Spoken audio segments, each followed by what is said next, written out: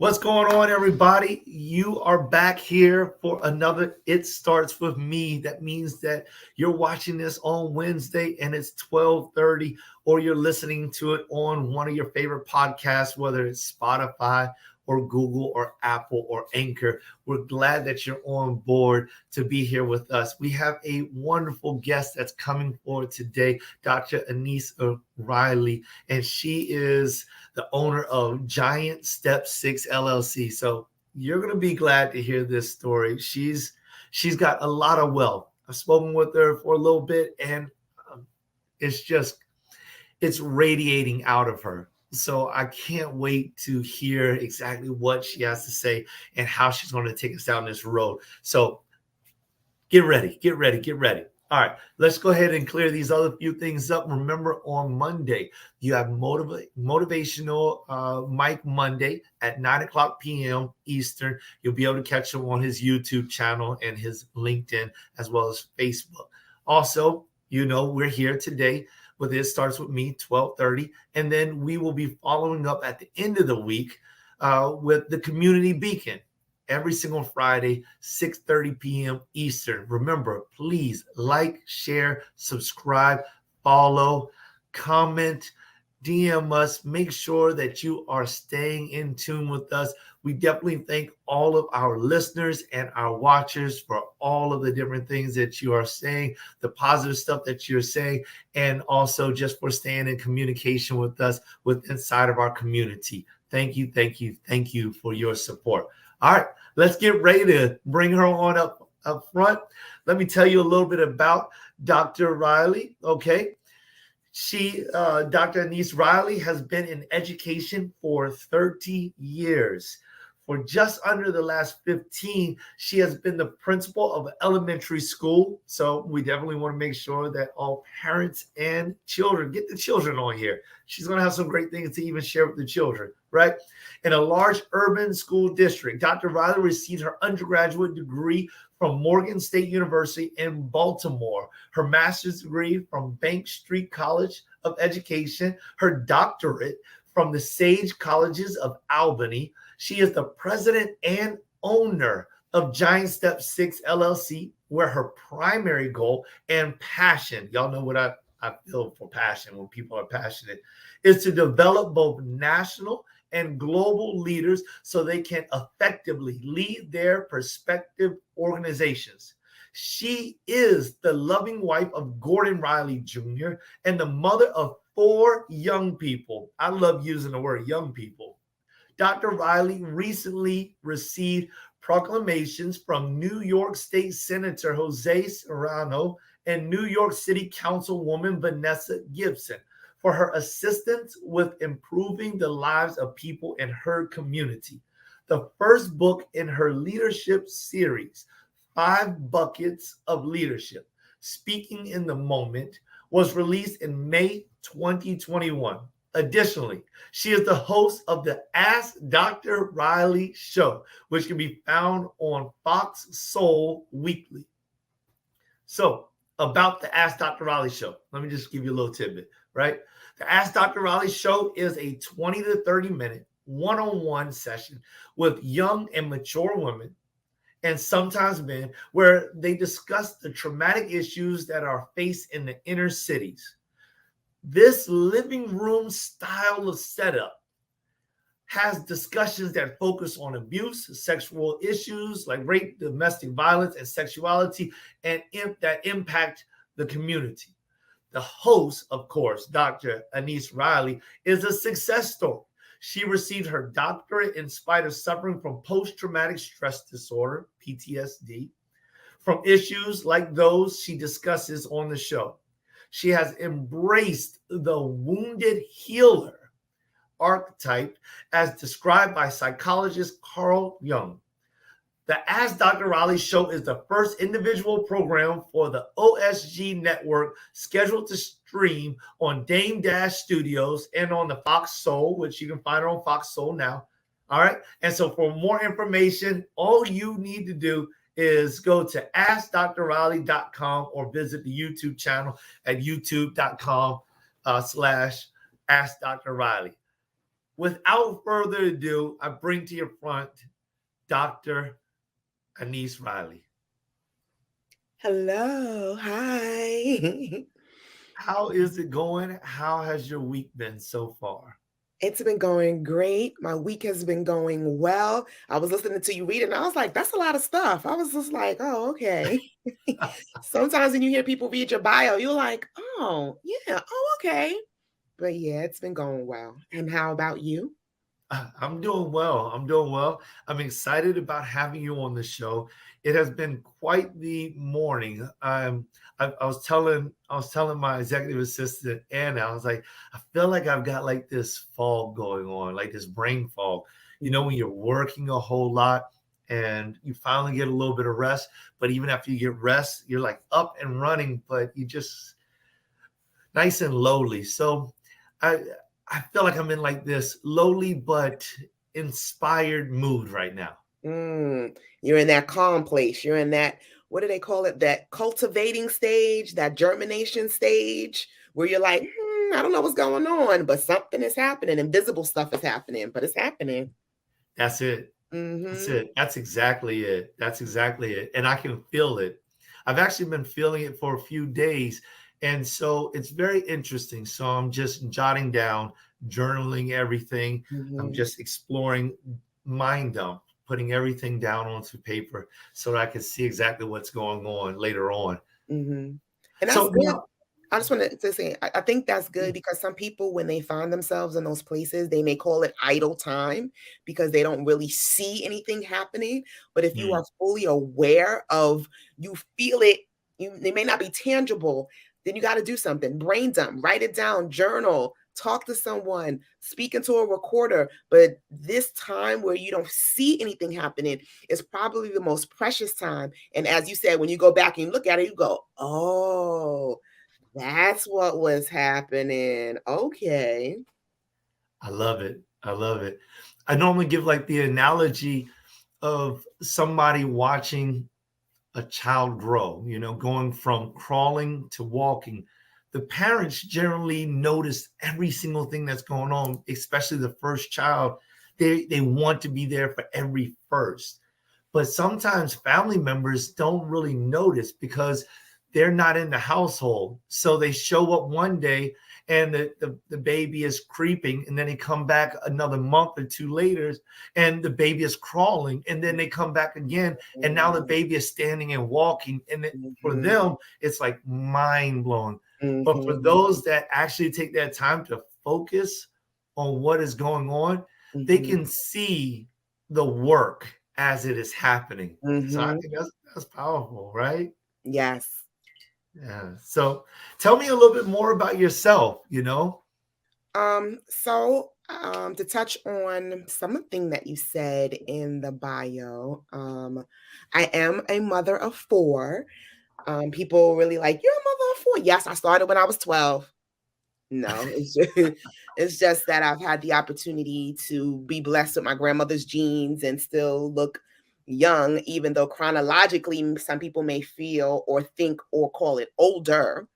But biologically, I have two children. Then my husband has two, so I have two bonus babies. All Um, right. and Bonus babies. Yes, and bonus babies because, you know, society puts this, I think, negative connotation sometimes when you say step parent or stepchild, So for me, this is a bonus. It's a bonus to be somebody's mom. It's a bonus to have influence on somebody's life, on somebody's soul. So those are my bonus babies. And I call them young people, not simply because, yes, they are. My oldest is 28, the youngest is 22, but they're young people because they are still learning the ways of being an adult. They come up with the word adulting, right? Like, I'm like, these makeup words. When I turned 21, he was an adult. He wasn't adulting. You were just an adult, right? Hmm. And so they're still young in their thinking, young in their maneuvering, young in their financial prowess. And I think when you become older is when you really are able to apply those pieces of wisdom that you were learning as you were growing, and then you had to go out on your own. So those are my young babies. And so any young person out there, embrace being young, being a young adult, because when you are an adult, you like, if only I knew this when I was 17 or 21 or 29, not 30, but 29. So embrace it. So yeah, I'm a proud mommy of some young people. That I hear it. I hear it. I'm a proud father of 3 young people. I've got a 23-year-old, a 16-year-old, and I have an 11-year-old. So my 2 oldest are girls, and my youngest is a little boy. And he made it just in time because we were shutting the doors, we were putting padlocks up. You know what I'm talking about? Yeah, like no more. Yeah. And you look great. You do look great. Because when I was reading your bio, it's like has been in education for over 30 years. Like 30 years, where's the 30 years at? That's what I said. I was just like, what? I mean, I heard one of my former pastors, who was a pastor earlier on in my life, and everyone would say to her, "You look so good, you look so good." Now for her, she would say, "That's because I got the sin out of my life," right? But I would say, sometimes we still sin. We don't like sin on purpose, but I understand what she says now that I'm older. It's just I don't do things that would take from me. Things like alcoholism takes from you, doing drugs takes from you, saying yes all the time without saying no takes from you, being there for everyone else takes from you. And so if you're always allowing some things to take from you, then how do you pour back into yourself? You see those movies, when a mummy or something takes your spirit, all of a sudden the person gets older. I think that's a physical representation of what actually happens when you allow things to take from you. So I learned how to balance it so that way nothing takes from me, but as I'm freely giving, that I'm also making sure that I'm being poured back into, and that's intentional things. Like I didn't always know that, but intentionally doing things that pour back into me so that I have more to give and not someone taking. That's deep. That's deep. And I really hope that our listeners got a piece of that. I actually ran into a situation where I would give out so much, and on the very next day, I would feel so it would be difficult. It would be difficult because I gave out so much. So, I'm a preacher as well. And I would preach this sermon and give out so much on Sunday. And I just, I'm giving out everything, everything, everything. But then on Monday, I found that I had this difficulty, my temperament had changed. All these different things had changed inside of me. And it was actually quite difficult to handle something that was a little bit easier to handle the week before. And that's when I spoke with my pastor at that time. And, he was talking about how like virtue, and he reminded about how Jesus would have this virtue that would come out of him, and he could feel it, kind of like with the woman with the issue of blood. He felt the virtue leave, and he said even Jesus would leave and go into the mountains because he had to refill his cup. So you have to do that as well. So when you say something like that, that is prolific, and that is part of those things that the young people have got to understand. I think that's awesome. Where did this mindset come from, and how did you get from there to here? It's interesting you say that.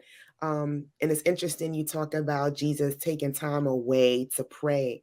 And when you kind of like look at every time he went away to pray, he came back out stronger. And he always did like these major healings, right? He like healed somebody, he restored somebody. And so understanding that, I call myself a God girl. So if you follow me, I'm a God girl. That's all right. People want to, identify with other things. I identify as a God girl, right? So I'm a God girl. I'm a faith-based girl. Faith is what leads me, guides me. And I lean into that 100%. And the reason for that is because I'm a firm believer that if you want to know how something operates, then you need to go back to the creator. So when you look at that iPhone, some of us really still don't know the whole use of the iPhone. there's like this thing going around on the internet that says, how old were you when you realized blah, right? And you're like, I didn't even know that. So for instance, I recently learned that when you tap the back of your iPhone, the Apple on your iPhone, you can do a screenshot. So you don't have to use the sidebar, right? So all this time I'm trying to take a picture and hit the sidebar, but all I had to do was tap the back of it. But if I would have spoken to the creator of the iPhone, then it would have been quicker for me to know those kind of little shortcuts. So I say that to say, I didn't create myself. Society didn't create me. Culture didn't create me, right? So who created me? For me, being a God girl, God created me. So I got to go back to the manual, right? And look at the manual to see what it is that I was created for. What are some things I'm supposed to do? How am I supposed to think? How am I supposed to act? So when I'm in the hands of this world, or I'm maneuvering through this world, I know how to respond. I know how to move. Because when I didn't do it before, I succumbed to a lot of stuff and wasn't being utilized properly. The same way, if you don't read the manual sometimes, you don't utilize your phone properly or any other gadget you may purchase. Yes, indeed. Yes, indeed. And so when was it that this actually took place? Like this whole thought process? Was it early on in life? Were your children 10 years old? When was it? So fortunately for me, I have been a believer all my life. And I remember I was 9 when I was like saying yes. Like I remember choosing the path that I wanted to follow what society calls religion. Like I knew at a young age that I was following Jesus at 9 years old. But I think with any decision that you make, you travel on a journey. There's always a journey. And my journey was one that I went through a lot of bumps, wilderness experiences, tough times, doing it on my own, not allowing the journey to be exactly what it was supposed to be, God-led, God-centered, but still professing, yes, I am a Christian. However, I think some people believe I'm under grace. You only live once. Gotta live a life, right? And that led me to places where I was hurt. It led me into spaces where I was traumatized. It led me into places where I questioned whether or not I deserve to live. It led me into thought patterns that came out in very negative ways. And after you live like that for so long, and I think people can testify, when the door is closed, the lights are off, and you're in your bed by yourself, you are with yourself. And if you can truly admit it, that's when you come face to face with who you are, what you have done, and what you are doing. And if you are courageous enough, because it takes courage to come to yourself, you say, either I'm going to continue living like this 100%, or I got to do something different because I'm not getting the results that I feel I should be getting, need to get. And people aren't really like feeling you the way that you want them to be felt, feeling you. So when I had that moment, that epiphany, I went on a journey to do my work. And it wasn't all Bible, what some people think it may be, but it was Bible with practicality. I read books on self-help. I read books on things that I was dealing, all the traumas that I was dealing with. I read books. I mean, I didn't go to therapy, but I recommend people going to therapy. For me, therapy just wasn't the route for me. But that doesn't mean that it isn't the route for someone else. But for me, I was just a reader, and I used to watch people, and I'm listened, and I'm a disciplined person, and I'm an extremist. So if I'm gonna do something, I do it to the extreme. That may be a good thing, I don't know, but I do know that about myself.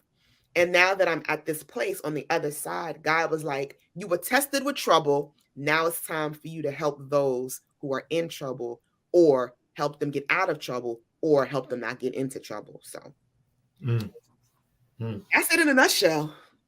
I got you. I got you.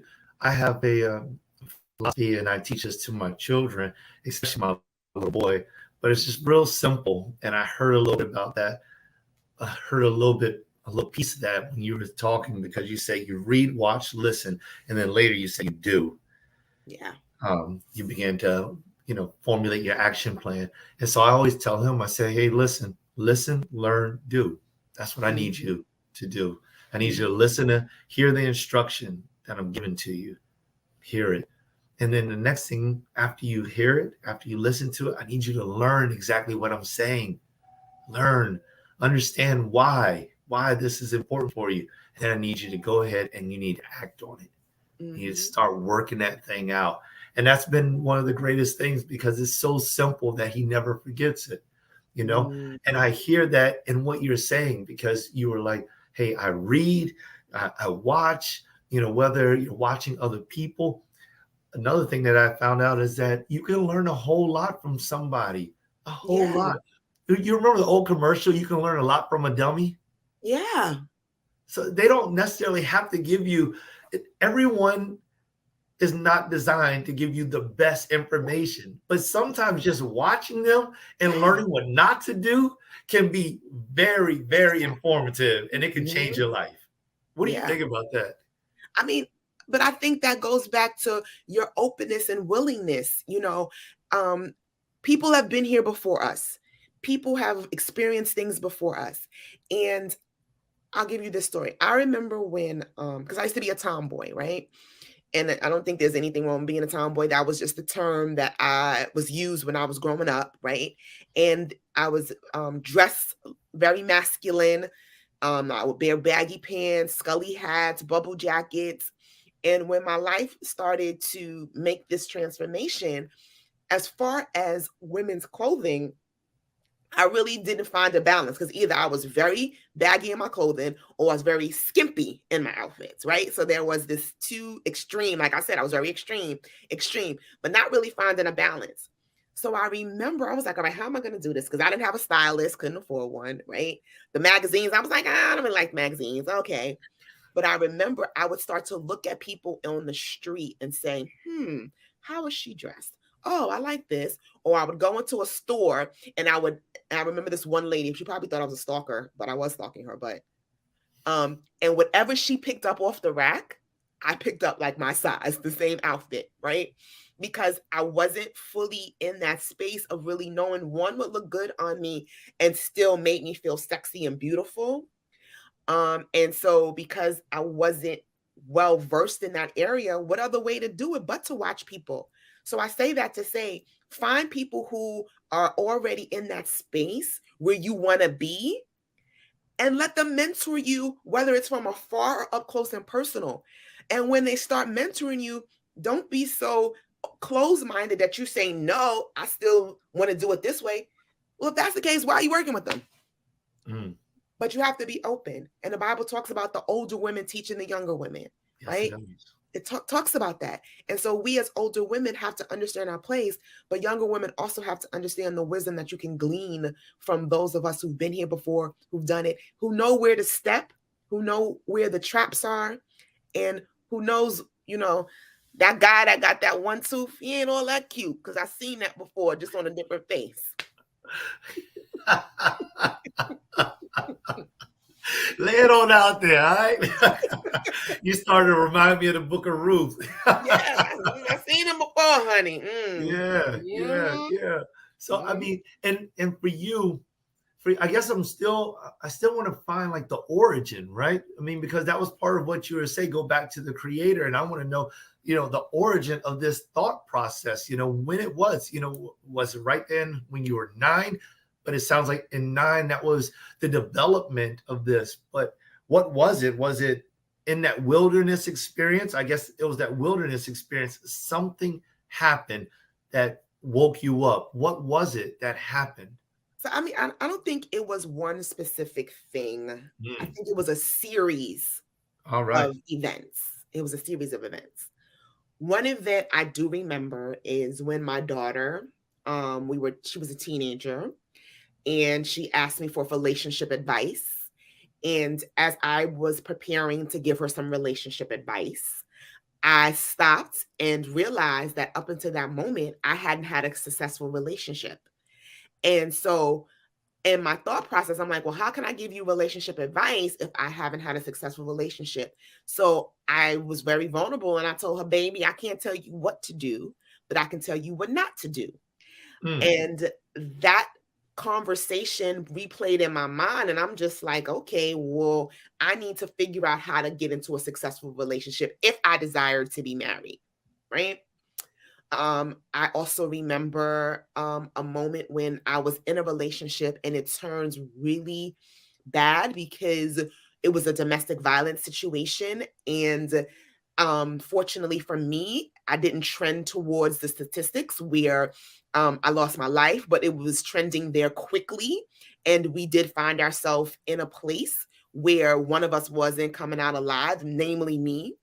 And my daughter was a witness to that. And so like those are two major events that my daughter was a witness to regarding me. And I was just like, okay, something not right, right? Something's not right.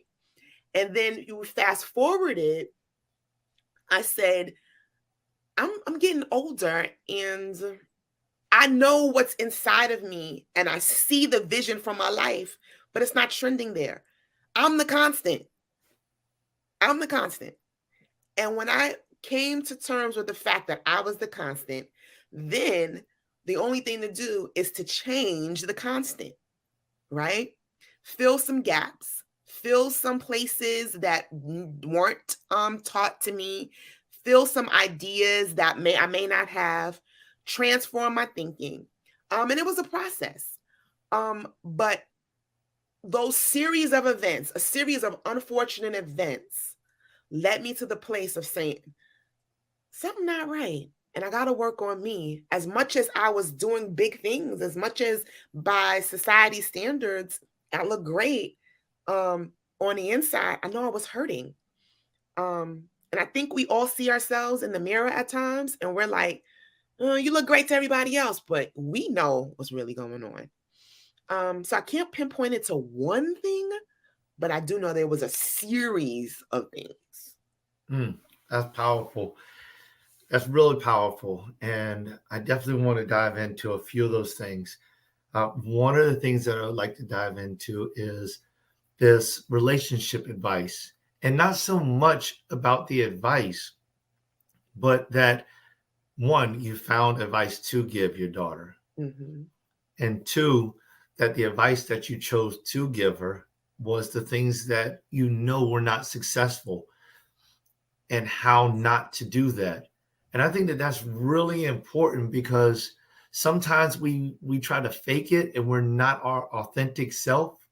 And so we attempt to say, oh, well, you should do this, knowing that we didn't do that, Facts. thinking that it's going to work. Go ahead. Go ahead. No, as I said, that is very, very true. And I think sometimes we as parents have this thought process that we want to be all and do all for our children. And we set ourselves up to be the answer for our children. And I think it does them a disservice on several accounts. The first is that they will continue to run to you instead of God for the answer. That's number one. And then number two, if you find yourself giving advice and it doesn't pan out the way that it claims it should, then you lose your credibility with your children and it implicitly does damage to the relationship. And you lose that bond that you are fighting so hard to gain. And so I think when you are authentic with your children, when you are vulnerable with your children, when you tell them, I don't know, that will garner the respect, the care, the bond that you want to have organically and intentionally, right? And they will hear your voice more and they will listen to your voice more. And so I just knew that I couldn't tell her at that moment anything because anything that could make it right because I didn't know. And we had already experienced a lot. So at what point do you stop the cycle that people will call generational curses? Mhm. Because I think generational curses are wrapped up into doing what you always know, even when you know it doesn't work. Right? And so if you see Big Mama doing it and it wasn't successful, then you see Mama doing it and it wasn't successful, and then you do it, then what do you think is going to happen? It's not going to be successful. It's not going to be successful. But you have to see that and acknowledge that. And even though Big Mama and Mama may tell you this is the way we always done it, who's going to be the one to be courageous enough to say, I understand this is the way that we've always done it, but I want something different because I want a different outcome. So then those relatives that I'm never going to see will be able to experience something different. And I think that's what happened to me. I just wanted something different. And although I had great women to teach me, their outcome wasn't the outcome that I wanted. That's it. And my daughter needed a different outcome too. Okay, so that's powerful. Awesome. As a matter of fact, real good. I think that realization right there is important for young people. Realizing that, and this is what I mean by the realization, that mama or dad don't necessarily have every single answer. That they too are still looking for some of these answers, that they too are growing, because it sets young people up with this realization that just because they turn however old mom or dad is doesn't necessarily mean that they're going to have it all together also. So they don't start moving their life into this false sense that everything's going to be all right, because it isn't always all right simply because you got to make it right. And I think that that's powerful, that you were able to express that, see that, feel that, and deliver that. While you were saying that, you also began to go into the next thing that I wanted to discuss, and that's that self-awareness. You know, everybody doesn't take a look in the mirror, and when they do, sometimes they lie to themselves. That's one of the messages that I've always passed on, is there's two people that you never want to lie to. And it doesn't mean that you lie to anyone else. I don't condone that. But you don't lie to yourself, because if you lie to yourself, you'll eventually believe it. And if you believe it, then you won't ever be able to change. And you don't lie to God, because when it all comes down to it and you have no one else to turn to, he's the only one who's got like all the power. And if you're lying to him, he'll never work in your direction, you know? So those two people you never lie to. And I think that comes down with, you know, that looking in the mirror. How did you get to that where you just, I mean, so it was so prolific? So part of, you know, what I shared earlier was about a lot of reading. So in my reading, I came across the emotional intelligence theory, right?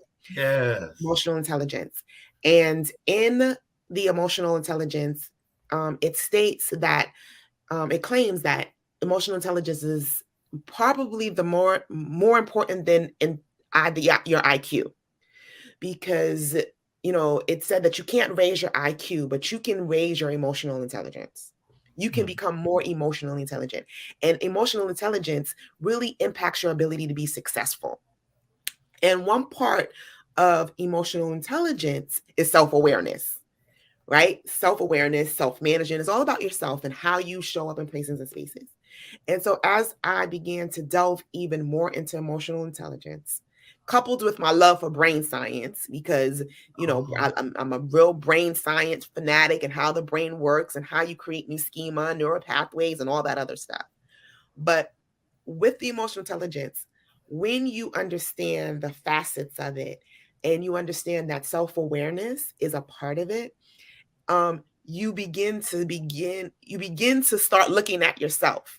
It's like the analogy, you want to buy a car. So let's say you want to buy a red car. And before you wanted to buy this red car, you didn't see any red cars on the highway. And now that you want to buy this red car, all you start seeing is red car. There's my car. There's my car. There's my car. You didn't see it before. But because you are now focused on it, it is something that you want, it's something that you desire, all of a sudden it comes clear into your focus. So that's the same way with perspective. When you start working on yourself, you start seeing things. So when you start working on your emotional intelligence, you begin to become hyper aware of those facets, your social awareness, your relationship management, your self-awareness. You begin to see that and you start going, oh, yeah, it is me. Oh, yeah, I do get angry like people say. Oh, I do. Oh. Because before you didn't see it that way. No one had a mirror. But when you do your work, your mirror kind of comes into view and you begin to see yourself.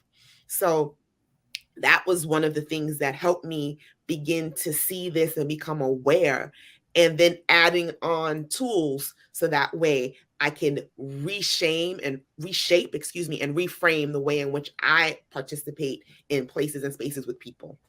Mm. Yes, indeed. Yes, indeed. So through your reading, because one of the things that one of the things we love to do, or I believe that individuals should do, is when you gain this understanding, you should seek wise counsel. Yeah. You should definitely go and find somebody who knows how to do it better than you know how to do it. And I love the way that you have shaped that thought process, because you took it out of just the simple context of just finding an individual, and you went to find that individual, whether it's from close or from far, or find that book and do the research and all these different avenues to reach the same result. And I love that. So if emotional intelligence really does impact your ability to be successful, as well as just your ability to really be and to understand the being that you are, do you think that this same perspective, or that a different perspective, can be used or is being used by an individual that is also bringing about negative results in their life? And what I mean by that is that it always happens to me attitude. Yeah, I mean, so you said, I told you one of my other loves is brain science, right? And so trauma affects your brain, and trauma really impacts the way in which you respond and move. They did a study on military personnel when they returned from war.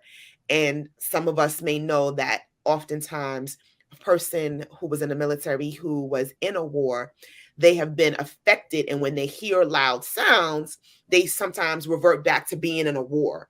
They may react like somebody's coming to get us, or there's shooting going on, right? Knowing, and you weren't at the war, and you know that that was the car that backfired, or that was the firecracks going off. However, because of their experience, the brain has stamped on them that these loud sounds require you to go into survival mode. And so that's how it has been imprinted. So when you become aware of that, then you can begin to undo that. So I'm using that analogy to say, so those individuals who have negative experiences and they respond with, it always happens to me, it probably has since they were little. It probably has been their experience that they were the last one to get the ice cream, right? So they were in a house full of brothers and sisters, and they were the youngest, and it just so happened that their parents were like, the oldest goes first, or daddy gets the big piece of chicken, right? And so the way in which their brain received that information was, you are undeserving. You always get the last. You're not deserving of the best because you will always get the least. And that is how they've begun to get conditioned. And then, because we have an enemy of our souls, the enemy will continue to now put you into positions that will make that hyper sensitive and become a reality. So now you go to school, you the tallest one in the class, you last online. You the last one to get picked for the game. You didn't get chosen to do the presentation. And instead of changing that around, you had now just confirmed the narrative that you've been telling yourself, or the narrative that you have associated with since you were little. And so as you get older, if you don't become self-aware, if you don't grow your emotional intelligence, then you will be stuck in that place of, it always happens to me. And if you get around people who help that narrative, it will always be, it always happens to me. And if you want to live differently, then you have to do something different so that it could stop only happening to you. And then you can start happening to be in those spaces where you know in your heart you deserve. Powerful. That was impactful. Bravo. Bravo. And so, becoming that condition, it's PTSD. It's PTSD. That's exactly what it is. Trauma affects your brain. That's what you were saying. I feel it. I agree with it. That's 100%. And I feel like that was a very important subject. And I just knew you were going to break it down.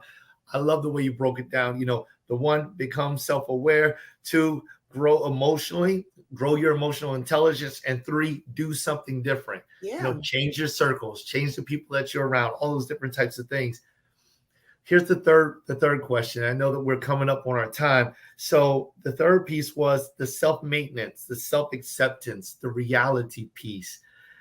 Can you dive in a little bit more about that and how that has affected you, and what you could just tell me what you would give to a young person about this self-acceptance of reality and how to keep it?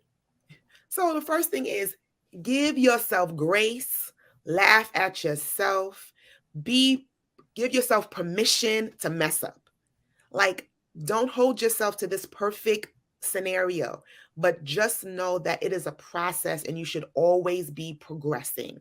You shouldn't be the same way you were last week or yesterday. You shouldn't be the same way you were last month, last year, or 5 years from now. Because we do know people who were on the corner in 2000, and here we are in 2020, and Ray Ray's still on the corner. Now, you don't want to be Ray Ray. If there's any Ray Rays out there, I'm not talking about you. I'm just talking about, Ray Ray that's on the corner. But if you want a corner Ray Ray, you need to get off the corner. But you'll see Ray Ray still on the corner. Then Ray Ray shouldn't be you can say hi to Ray Ray and give a 5-minute conversation, but Ray Ray shouldn't be in your inner circle. Right? And so, there's a saying, if you the smartest one in your circle, you in the wrong circle. In a cage. You in a cage. And so begin to get people around you, change your circle slowly but surely. And don't worry about what anyone else says. You are a brand new person. You're trying to create a new scenario for yourself. So people are going to say you brand new. Yes, I am. And be okay with that. I am. I don't do that anymore because I'm trying to do something different and have a different outcome. And you have to be okay with that. And that's where I got to that place with being okay. And now that I'm in a place where I'm leaning more towards the life of my dreams, all those other people are like, hey, Dr. Raleigh, hey, I'm going to be on your TV show. Hey, Dr. Raleigh, you got a book? Hey, so if I didn't take that leap, then where would I be? But I'm setting a pace for those to come behind me. And that's what you want to do. Love it. Love it. Love it. Love it. Love it. Love it. In the Community Beacon, we are actually talking about things that we would say to our younger self.